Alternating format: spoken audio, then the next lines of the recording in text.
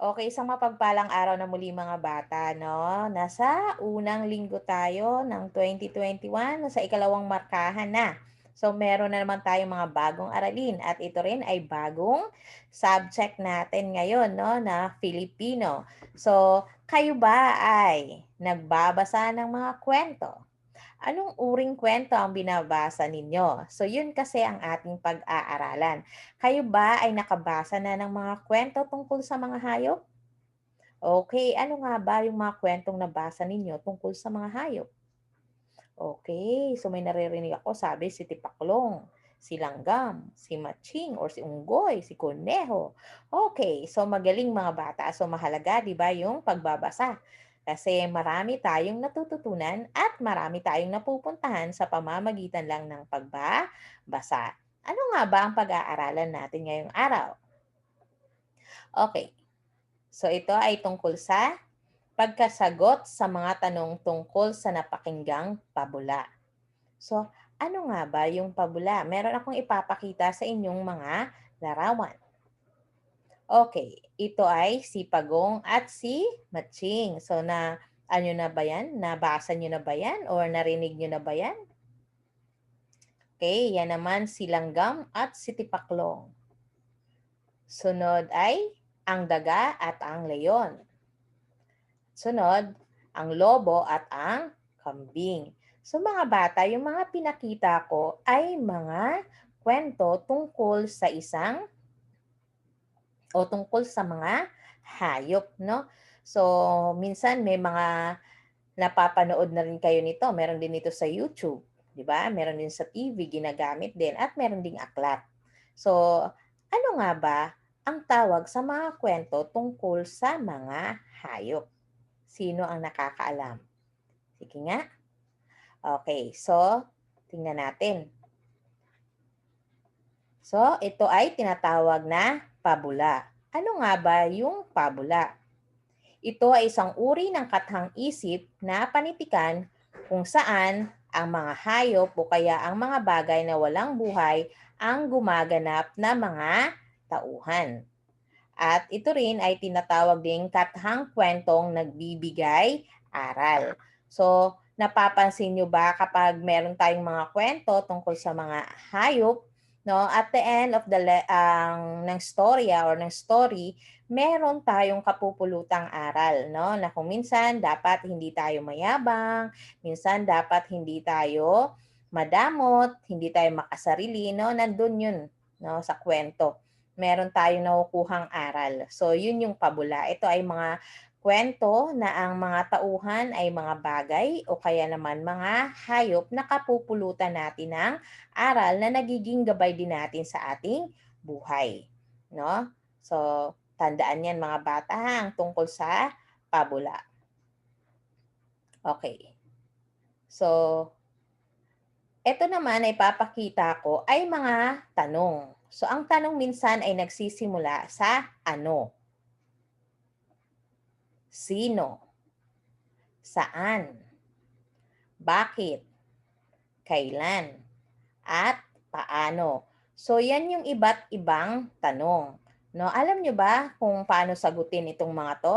Kasi 'di ba pag-aaralan natin na kailangan after nating basahin o pagkatapos natin basahin ang kwento na or pabula ay masasagot natin ang tanong tungkol dito. So kailangan alam ninyo kung paano sagutin ang mga tanong. So una, ano, sino, saan, bakit, kailan, at paano. So, paano nga ba sinasagot ang tanong na ano?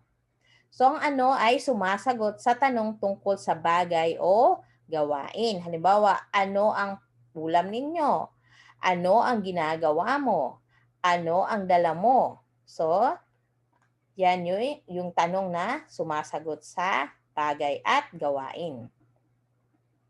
Okay, sino sumasagot sa tanong tungkol sa ngalan ng tao? So, yan.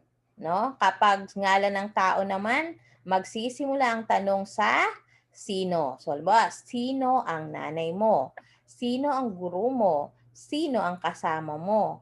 Sino ang kaibigan mo? So, ang sagot dyan ay tungkol sa ngalan ng tao. Okay, saan?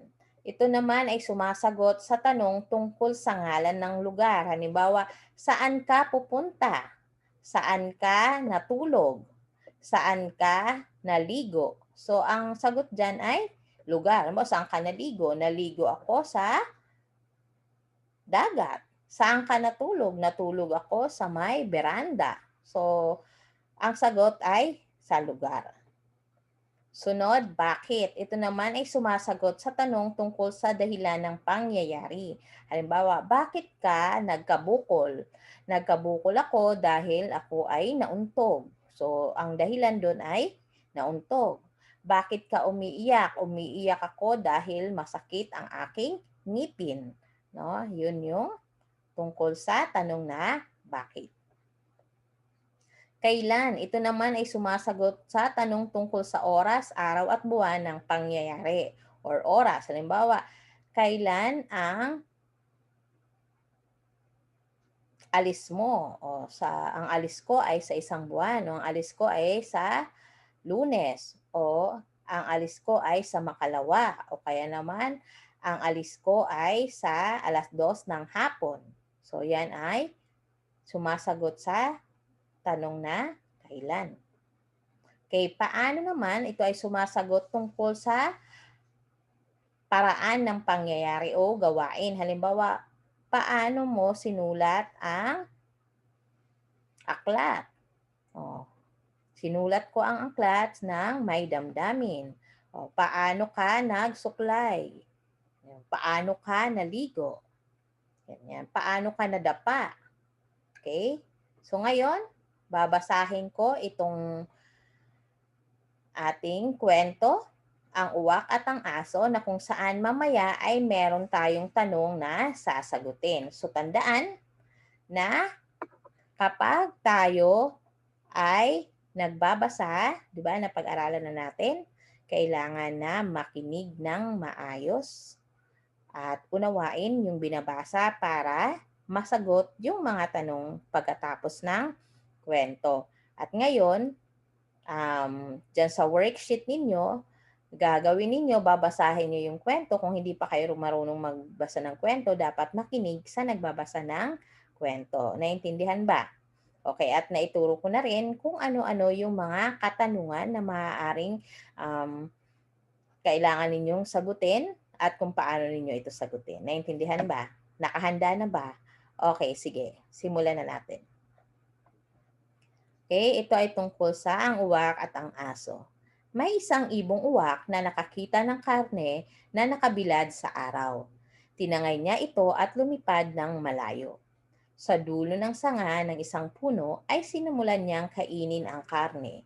Ngunit narinig niya ang malakas na boses ng isang aso na nagsabing, sa lahat ng ibon ang uwak ang pinakamagaling, walang makakumpara. Natuwa ang uwak at ibinukas ang bibig para humalakhak. Ang nangyari ay nalaglag ang karne mula sa kanyang bibig. Nahulog ito sa lupa kung saan kaagad sinunggaban ng aso. Walang nagawa si uwak kundi tingnan ang pagkain ng aso na nahulog niyang karne. Mula noon, hindi na muling nagpalinlang si uwak kay aso. So dito sa kwento natin, ano yung magandang aral na napulot natin? Okay, 'di ba? Kasi naloko si uwak ni aso. So dapat huwag tayong magtitiwala or huwag tayong makikinig sa sinasabi ng iba agad-agad. Kailangan na pag-isipan muna natin si uwak dahil nga medyo proud siya kasi sinabihan siya na magaling siya. So, ayun, ang nangyari. Imbis na makakain niya yung karne, nakuha niya, hindi niya ito na kain. Iba yung kumain. So, ngayon, sagutin natin yung mga katanungan na inihanda ko. Okay. So, una, ano ang pamagat ng pabula? Sige nga, sagutin nyo nga. Okay, so ang pamagat ng pabula ay ang uwak at ang aso. Sunod, saan sinimulang kainin ng uwak ang karne? Tatandaan nyo ba? Sige nga, sagutin nyo nga uli. Okay, so nakahanda na ng sagot. Okay, sinimulang kainin ng uwak ang karne sa dulo ng sanga ng isang puno. Okay, sunod. Bakit nahulog ang karne sa bibig ni uwak? Bakit nga ba? Okay, nahulog ang karne dahil binukas ni uwak ang kanyang bibig para humalakha. Okay, ayan. So, tandaan, masasagot natin ang mga tanong sa isang pabula kung babasahin natin ito ng may pang-unawa.